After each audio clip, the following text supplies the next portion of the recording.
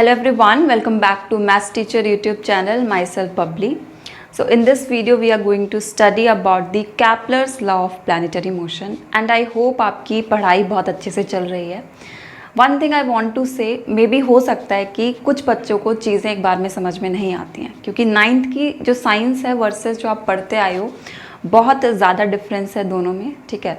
सो अगर आपको चीज़ एक बार में नहीं समझ में आ रही तो नो प्रॉब्लम बच्चे, just go through the things one more time. दोबारा पढ़ो उसको, एक बार नहीं समझ में आ रही दोबारा पढ़ो, ठीक है. दोबारा नहीं आएगी, थर्ड टाइम पढ़ो उसको, कभी ना कभी तो आएगी ना. ऐसा तो नहीं आपको कभी नहीं आने वाली है, ठीक है. सो आप मुझसे पढ़ रहे हो या किसी भी टीचर से पढ़ रहे हो, किसी और चैनल से पढ़ रहे हो, never give up. I just want to say, ठीक है. जैसे आप पढ़ाई कर रहे हो आप अपनी अच्छे से पढ़ाई कीजिए, ज़्यादा से ज़्यादा क्वेश्चंस उनको सॉल्व कीजिए. थ्योरी वीडियोस को बिल्कुल स्किप मत करो क्योंकि थ्योरी आपको और ज़्यादा स्ट्रांग बनाती है, ठीक है. आप क्वेश्चंस करोगे, आपकी थ्योरी अगर क्लियर है तो आप ज़्यादा से ज़्यादा क्वेश्चन है उसको कर पाओगे, ठीक है. सो अब हम ज़्यादा बातें नहीं करते हैं एंड हम Kepler's law of planetary motion की तरफ बढ़ते हैं. तो Kepler's law of planetary motion, Kepler एक साइंटिस्ट का नाम है. सबसे पहले तो यही समझ लेते हैं हेडिंग का मतलब क्या है, एक एक चीज़ समझेंगे. Kepler is the name of the scientist जिन्होंने लॉ ऑफ प्लानिटरी मोशन दिए थे एंड देयर आर 3 लॉज. ये 3 लॉज हैं जिसमें से 2 मैंने यहाँ पे मेंशन कर दिए, थर्ड लॉ मैं इसके बाद समझाऊंगी, ठीक है. So Kepler is the name of the scientist and he has given 3 laws for the planetary motion. Now law of planetary motion का मतलब क्या है? प्लानिटरी मोशन का मतलब है कि जब planets when revolve around the sun, तो उस टाइम क्या पॉसिबिलिटीज हो सकती हैं, उस टाइम क्या होता है जब प्लैनेट्स हैं वो सन के अराउंड मूव करते हैं. तो उन्होंने क्या किया, कैप्लर ने क्या किया, इन जब प्लैनेट का मोशन हो रहा था सन के अराउंड तो उससे रिलेटेड इन्होंने 3 लॉज थे वो दे दिए, ठीक है. सो तीनों लॉज बहुत इंपॉर्टेंट है, उनके स्टेटमेंट बहुत ज़्यादा इंपॉर्टेंट है. तो एक एक करके समझते हैं. फ्रॉम द फर्स्ट लॉ कहता है the planet move in an elliptical orbit. देखो इलिप्टिकल का मतलब क्या होता है, इलिप्टिकल का मतलब होता है ओवल शेप, इस तरीके से. So planet move in an elliptical orbit around the sun, right. अब इन्होंने क्या बोला, हम समझते थे कि प्लैनेट्स हैं वो किस ऑर्बिट में मूव करते हैं. ऑर्बिट ये होता है, ये जो आपको लाइन दिख रही है ना, ये इमेजिनरी लाइन होती है. अगेन ये कोई ऐसी लाइन नहीं है जो बनी हुई है, हमें दिख रही है आंखों से, हम इमेजिनरी लाइन बनाते हैं. तो दिस इज ऑर्बिट, ये ऑर्बिट हो गई, इस केस में ये ऑर्बिट हो गई. तो कैप्लर के अकॉर्डिंग पहली चीज़ क्लियर है कि जो प्लैनेट मूव कर रहे हैं सन के अराउंड, ठीक है. मान लो यहाँ पे एक प्लैनेट है P, ये हमारा सन है, वो सर्कुलर मोशन में नहीं मूव करते हैं. प्लैनेट्स होते हैं वो इलिप्टिकल मोशन करते हैं. मतलब क्या, ये जो इलिप्टिकल ऑर्बिट है इसमें मूव करते हैं प्लैनेट्स. सर्कुलर ऑर्बिट नहीं होती है, इलिप्टिकल ऑर्बिट होती है, इस तरीके से. So planet move in an elliptical orbit around the sun with the sun at one of its focus.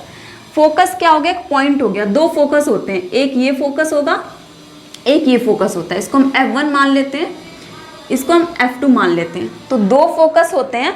सन या तो F1 में होगा या F2 में होगा, आप किसी में भी रख लो, गलती नहीं मानी जाएगी. आप चाहो तो F1 में सन को लोकेट कर सकते हैं, मतलब यहाँ पे सन है आपका, और चाहो तो F2 में भी लोकेट कर सकते हो. बट दोनों में से सिर्फ एक में ही लोकेट कर सकते हो, दोनों में लोकेट नहीं कर सकते. सो आई होप आपको इलिप्टिकल ऑर्बिट एंड 2 फोकस क्यों होते हैं ये समझ में आ गया होगा, ठीक है. सो हम ये बोल सकते हैं कि फर्स्ट लॉ डिफाइन करता है प्लैनेट और सन किस पोजीशन पे प्लेस्ड हैं, ठीक है. ये आप डायग्राम समझ सकते हो, फर्स्ट लॉ से रिलेटेड है. ये जो डॉटेड लाइंस हैं ये इलिप्टिकल ऑर्बिट है. ऑर्बिट मैंने बोला इमेजिनरी लाइंस होती हैं. इलिप्टिकल मतलब ओवल शेप. इस इलिप्टिकल ऑर्बिट में प्लैनेट्स हैं वो मूव करते हैं, ठीक है. एंड जो सन है आपका, ये सन मैंने बनाया है. सन सबसे पहले आपकी इलिप्टिकल ऑर्बिट की 2 फोकस होती हैं, एक F1 एक F2. फोकस मतलब पॉइंट्स है कुछ. इन दोनों में से किसी एक फोकस पे ही सन लोकेट करेगा, दोनों में एक साथ नहीं कर सकता है. आपकी मर्जी, आप F1 पे भी लोकेट कर सकते हो, F2 पे भी लोकेट कर सकते हो, ठीक है. लेकिन दोनों में से सिर्फ एक. तो सिर्फ फर्स्ट लॉ बताता है कि सन और प्लैनेट की पोजीशन कैसी है, ठीक है, राइट. ये समझ में आ गया आपको. सेकेंड लॉ क्या बोलता है, each planet revolve around the sun in such a way. अब हमें पता है कि प्लैनेट्स हैं वो रिवॉल्व करते हैं सन के अराउंड एंड उनके बीच में कौन सी फोर्स लगती है, आपको कमेंट डाउन करना है. प्लैनेट्स एंड सन के बीच में कौन सी फोर्स है वो एग्जिस्ट करती है, ठीक है. So each planet revolve around the sun in such a way that the line joining the planet to the sun. अब इसको ध्यान से समझना. देखो फॉर एग्जाम्पल ये हमारी इलिप्टिकल ऑर्बिट है, यहाँ पे आपका क्या है, प्लैनेट है, या हम थोड़ा और अच्छे से बनाएं तो यहाँ पे आपका प्लैनेट है, ठीक है, and this is your son. मैं एस से डिनोट करती हूँ सन को एंड पी से प्लैनेट को। लाइन ज्वाइनिंग मतलब इन दोनों के बीच की जो लाइन है ना, ये लाइन ज्वाइनिंग का मतलब है प्लैनेट और सन के बीच में, अगेन ये इमेजिनरी लाइन है, कोई ऐसी लाइन नहीं है जो हमें दिखेगी, ठीक है। प्लैनेट और सन को जो जोड़ने वाली लाइन है उसका जिक्र हो रहा है यहाँ पे, that line joining the planet to the earth. Sweep, sweep का यहाँ पे मतलब समझ लो आप cover, cover equal area in equal interval of time. अब इसका मतलब समझना, फॉर एग्जाम्पल एक प्लैनेट है, वो इस पोजीशन पे था, ए पोजीशन पे था प्लैनेट, एंड वो ए से बी मूव कर गया, ठीक है, ए से बी मूव कर गया। सो अब हमने क्या बोला कि ए टू बी मूव करने में प्लैनेट को जितना टाइम लग रहा है और जितनी एरिया वो कवर कर रहा है, ये जो मैंने बनाया ना, ये इस तरीके से ये इसने एरिया कवर किया प्लैनेट ने, ठीक है। ए पॉइंट से बी पॉइंट मूव करने में एक प्लैनेट ने कुछ एरिया कवर किया और कुछ टाइम किया कवर, ठीक है। अब वो इस पॉइंट पे आ गया, ओके, इस पॉइंट पे आ गया। मोशन इनका एंटी क्लॉकवाइज हो रहा है, ठीक है, एंटी क्लॉकवाइज। क्लॉकवाइज मतलब क्लॉक के अकॉर्डिंग, क्लॉक किस डायरेक्शन में मूव करती है, इस डायरेक्शन में। एंटी क्लॉकवाइज मतलब अपोजिट टू द क्लॉक, तो ये हो गया हमारा एंटी क्लॉकवाइज। कभी क्लॉक को इस तरीके से मूव करते हुए देखा नहीं ना, क्लॉक हमेशा इस डायरेक्शन में मूव करती है, सो ये क्लॉकवाइज है and this one is anti clockwise, ठीक है। प्लैनेट जब B dash to A dash move करेगा तब भी वो सेम एरिया कवर करेगा, और जितना टाइम उसको ए टू बी मूव करने में लगा है same time B dash to A dash move करने में लगेगा। It covers equal area in equal interval of time, ठीक है। मतलब ए टू बी मूव करने में प्लैनेट को जितना टाइम लगा और उसने जितना एरिया कवर किया, same area and same time उसको B dash to A dash move करने में लगा। ये बात आपको समझ में आ गई। अब ऐसा क्यों हुआ है, अब देखो ध्यान से सुनना, जब प्लैनेट क्लोज होते हैं, ये स्टेटमेंट तो है ही इंपॉर्टेंट, ये तो इसका स्टेटमेंट हो गया सेकेंड लॉ का, ठीक है। ये मैंने जो आगे लिखा है दैट इज आप पॉइंट मान सकते हो सेकेंड लॉ का, बट स्टेटमेंट ये है, ध्यान में रखना, ये फर्स्ट लॉ का स्टेटमेंट है, ठीक है। सो ऐसा अब क्यों पॉसिबल है, कैसे पॉसिबल हुआ कि यहाँ पे जितना एरिया लग रहा है एंड जितना टाइम यहाँ पे लग रहा है सेम वहाँ पे लग रहा है, ठीक है। सो ऐसा इस वजह से पॉसिबल हो पाया कि प्लैनेट्स जब, ध्यान से सुना, प्लैनेट्स जब सन के पास होते हैं, इस केस में ये हमारा प्लैनेट है और ये सन है तो पास है, इस केस में ये प्लैनेट है ये सन है तो ये दूरी पे है।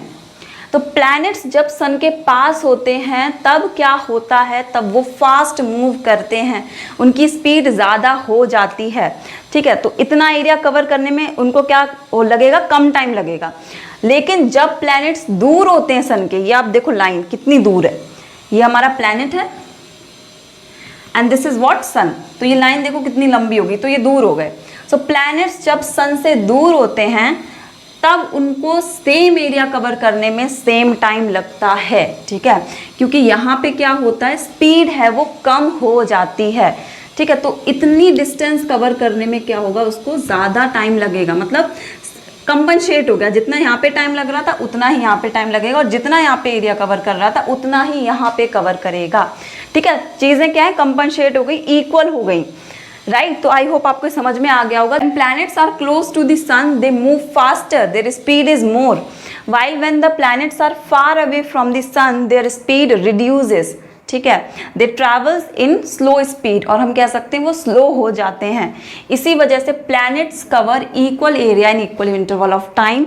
ये जो सेकेंड लॉ था ये भी क्या हो गया, हमें क्लियर हो चुका है, ठीक है। तो I hope first and second laws हैं जो आपको वो क्लियर हो गए होंगे। यही यहाँ पे लिखा है कि planet move faster more speed when close to the sun, जब सन के पास होते हैं तो प्लैनेट्स हाई स्पीड में मूव करते हैं, जब प्लैनेट्स क्या होते हैं सन से दूर होते हैं तो उनकी स्पीड कम हो जाती है, ठीक है। तो आप इसको नोट डाउन कर लो, फिर हम थर्ड लॉ पढ़ते हैं। So Kepler's third law of planetary motion states that the cube of mean distance of planet from the sun is directly proportional, it's proportional to square of time it takes to move around the sun. मतलब क्या है, ये हमारा क्या था, elliptical orbit, जिसमें क्या है हमारा प्लैनेट है वो मूव कर रहा था, right, like this, Oval shape का था। तो प्लैनेट मान लो यहाँ पे मूव कर रहा है, या चलो ठीक है फोकस अब हम यहाँ पे सन लेते हैं, इस वाले फोकस पे हमने सन को ले लिया। This is sun, this is planet. तो ये क्या बोल रहे हैं, the cube of mean distance of planet. अब मीन का मतलब समझो, मीन का मतलब होता है, हम बोल सकते हैं एवरेज टाइप का। फॉर एग्जाम्पल प्लैनेट अभी इस पोजीशन पे है, तो सन और प्लैनेट के बीच की डिस्टेंस ये हो जाएगी, ठीक है। फिर प्लैनेट इस पोजीशन पे आएगा, फिर ये डिस्टेंस हो जाएगी, ठीक है। फिर ये इस पोजीशन पे आएगा, ऐसे करके कभी इस पोजीशन पे रहा होगा, तब ये डिस्टेंस हो जाएगी, फिर इस पोजीशन पे। तो ऐसे करके बहुत सारी डिस्टेंसेस हो सकती है ना प्लैनेट्स और सन के बीच में। तो उन डिस्टेंसेस का जब हम एवरेज निकालते हैं, ठीक है, तो उसको हम मीन बोल देते हैं। मतलब एक वैल्यू, सिंगल वैल्यू आएगी। वो कैसे निकालेंगे, इन सब डिस्टेंसेस को हम प्लस कर देंगे, जितनी भी डिस्टेंसेस उनका टोटल कर दो अपॉन नंबर ऑफ डिस्टेंसेस। तो हम उसकी बात अभी नहीं कर रहे हैं, हम एक पर्टिकुलर नंबर की बात नहीं कर रहे हैं। मीन समझाने का तरीका था आपको, मीन क्या होता है। मीन मतलब एवरेजेस, ठीक है। जितनी भी टोटल डिस्टेंसेज हैं, मतलब जितनी भी डिस्टेंसेज है उनका टोटल कर दिया upon total number of distances. Number कितना है उन डिस्टेंसेस का, ओके। सो आपको ये समझ में आ गया होगा मीन डिस्टेंस। तो क्या बोल रहे थे, the cube of mean distance of planet from the sun. मतलब ये जो डिस्टेंस है इसकी बात कर रहे हैं, ठीक है। सो ये क्या हो गया, आर क्यूब। हम आर रिप्रेजेंट करते हैं फॉर डिस्टेंस, तो क्या हो गया, R cube is directly proportional to what, square of time it takes to move around the sun.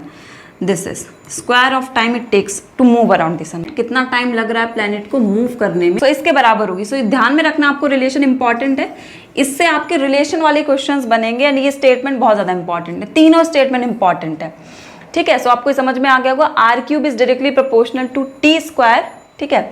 Where are शब्द का मीनिंग क्या है, सिंबल का मीनिंग इंपॉर्टेंट है। चलो इसी बात पे मुझे जी का मतलब बता दो। जी का मतलब क्या होता है, जी को हम क्या बोलते हैं, एंड इसकी यूनिट क्या होती है, फटाफट लिख दो। Think like it's a live class, ठीक है। ऐसा मत समझो रिकॉर्डेड वीडियोस हैं, सोचो कि आप सामने बैठ के पढ़ रहे हो। सो आर का मतलब क्या है, आर का मीनिंग है mean distance of planet from the sun. Mean आपको समझ में आ गया, average, and T for time period of a planet around the sun, ठीक है। अब मैं आपको एक रिलेशन वाला क्वेश्चन बताती हूँ जो आपसे पूछा जा सकता है इससे रिलेटेड, ठीक है। फॉर एग्जाम्पल वो बोल देंगे कि जो आर है, आर मतलब मीन डिस्टेंस, वो कितनी है, वो 2 टाइम्स हो गई है, ठीक है। 2 टाइम्स से हम बोले उसको डबल कर दिया गया है, पहले से डबल कर दिया गया है। तो आपको बताना है कि जो टाइम है उस पर क्या फर्क पड़ेगा, ठीक है। मतलब अगर आपने जो मीन, आप बोल सकते हो डिस्टेंस है, वो डबल कर दी है, तो टाइम अब कितना लगेगा प्लैनेट को सन के अराउंड रिवॉल्व करने में। सो कैसे निकालोगे, आपको ये वाला फॉर्मूला लिखना, R cube is directly proportional to T square, ठीक है।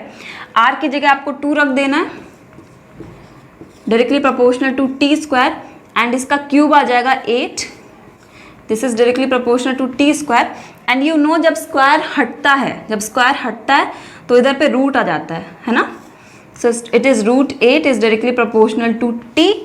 तो ये फिर हम क्या करेंगे, इसके प्राइम फैक्टर्स करेंगे 8 के। तो 8 के प्राइम फैक्टर्स कितने होते हैं, 2 इंटू 2 इंटू 2, ठीक है। सो मैं स्टेप बाय स्टेप आपको मैथ्स भी बता रही हूँ ताकि कहीं भी आपको कन्फ्यूजन ना हो, ओके। सो हम कैसे बाहर निकालते हैं नंबर्स, हम क्या करते हैं, सेम नंबर्स का पेयर बना लेते हैं और उनमें से एक नंबर है वो बाहर आ जाएगा। जैसे 2 इंटू 2 का पेयर बन गया है, इसमें से एक 2 बाहर आ जाएगा, ठीक है। मतलब जब बाहर आता है, रूट से बाहर आती है कोई भी वैल्यू, तो वो सिर्फ एक नंबर ही हम लिखते हैं, ठीक है। दोनों नंबर नहीं लिखते, सिर्फ एक लिखते हैं। एंड अकेला अंदर एक 2 रह जाएगा। एंड टाइम को हम सेकंड्स में लिखते हैं, तो इतना आंसर आ जाएगा। मतलब अगर हम मीन डिस्टेंस को 2 गुना बढ़ा दें, डबल कर दें, तो कितना टाइम लगेगा प्लैनेट्स को सन के अराउंड रिवॉल्व करने में, 2√2 सेकेंड्स, ठीक है, राइट। सो आई होप आपको समझ में आ गया होगा, प्लस थर्ड लॉ भी आपको समझ में आ गया होगा। एंड यही है, यहीं तक है। 3 लॉस थे जो हमने पढ़े थे कैपलर के, वो इंपॉर्टेंट है, तीनों के स्टेटमेंट इंपॉर्टेंट है। रिलेशन से क्वेश्चंस बहुत बनते हैं, फिजिक्स में बहुत ज़्यादा बनते हैं। सो रिलेशन आपको ध्यान में रख के चलना है कि कैसे क्वेश्चंस पूछे जा सकते हैं, ठीक है। आदि क्वेश्चन आंसर्स टाइम, 2 ही क्वेश्चंस लिए मैंने आज जो इस टॉपिक से रिलेटेड है। State Kepler's law which represent relation between T square and R cube. मतलब ऐसा कौन सा कैपलर लॉ है, कैपलर का लॉ है, 3 लॉज उन्होंने जो दिए थे उनमें से कौन सा लॉ है जो रिलेशनशिप बताता है T square and R cube के बीच की। तो that is what, Kepler's third law. कौन सा लॉ है, कैपलर्स थर्ड लॉ, ठीक है। एंड क्या रिलेशन था, R cube is directly proportional to T square. But आपको स्टेट भी करना है तो आपको ये स्टेटमेंट भी लिखना पड़ेगा। Which of the Kepler's law of planetary motion led Newton to establish the inverse square rule for gravitational force between two bodies. मतलब जो न्यूटन ने जो यूनिवर्सल लॉ ऑफ ग्रेविटेशन दिया था ना, F is equals to G m1 m2 upon R square, तो इसमें ये जो है ना F is inversely proportional to R square वाला रिलेशन आया था कि every two bodies in this universe attract each other with the force which is inversely proportional to the square of the distance between them. तो ये वाला जो relation आया था ये कैपलर के लॉ से लिया था इन्होंने, ठीक है। लेकिन ये क्वेश्चन बहुत इंपॉर्टेंट है, थोड़ा घुमा के पूछ लिया गया, कंसेप्चुअल क्वेश्चन है। तो आप देखो अभी आपको नहीं पता है, ठीक है, लेकिन फॉर एग्जाम्पल ऐसे क्वेश्चंस आपके सामने आ जाए ना, आपको नहीं आंसर आता है, तो ट्राई टू थिंक कि मोस्ट क्लोज आंसर क्या हो सकता है। आपने 3 लॉज पढ़े, उसमें से ऐसा कौन सा लॉ है जिसमें रिलेशन स्टैब्लिश हुआ है? तो इसमें सिर्फ एक ही लॉ है, that is the Kepler's third law. तो थोड़ा सा सोचो, दिमाग लगाया करो, ठीक है। क्वेश्चन आपको इतने डिफिकल्ट नहीं होते हैं, दिमाग लगाओगे ना, तभी बोलती हूँ थ्योरी ज़रूर पढ़ा करो। थ्योरी पढ़ोगे तो आपके क्वेश्चंस मैक्सिमम सॉल्व ज़रूर होंगे, ठीक है। सो कौन सा लॉ हो जाएगा जिससे न्यूटन ने आइडिया लिया था? That is Kepler's third law, third law of कैपलर, ठीक है। न्यूटन ने कैपलर के थर्ड नियम से क्या लिया था? आइडिया लिया था for the inverse square rule, ठीक है। एंड थर्ड लॉ क्या है? R cube is directly proportional to T square. So question का आंसर ढूंढने की कोशिश क्या करो, इतने डिफिकल्ट क्वेश्चंस नहीं आते हैं, right. So this much for today. आज के लिए इतना ही रखते हैं, 2 ही क्वेश्चन लिए हैं। सो एक क्वेश्चन ऐसे भी पूछा जा सकता है कि लॉज ऑफ प्लैनेटरी मोशन किसने दिए थे? तो कैपलर ने दिए थे, ठीक है। एंड कितने लॉज थे? 3 लॉज थे। सो इतना ही रखते हैं आज के लिए। एंड अगेन स्टडी हार्ड, नई चीज़ें समझ में आ रही हैं, बार बार पढ़ो, बार बार MCQs सॉल्व करो। And we are always with you. कोई भी डाउट है, comment section is always open for you. So thank you so much for watching this video.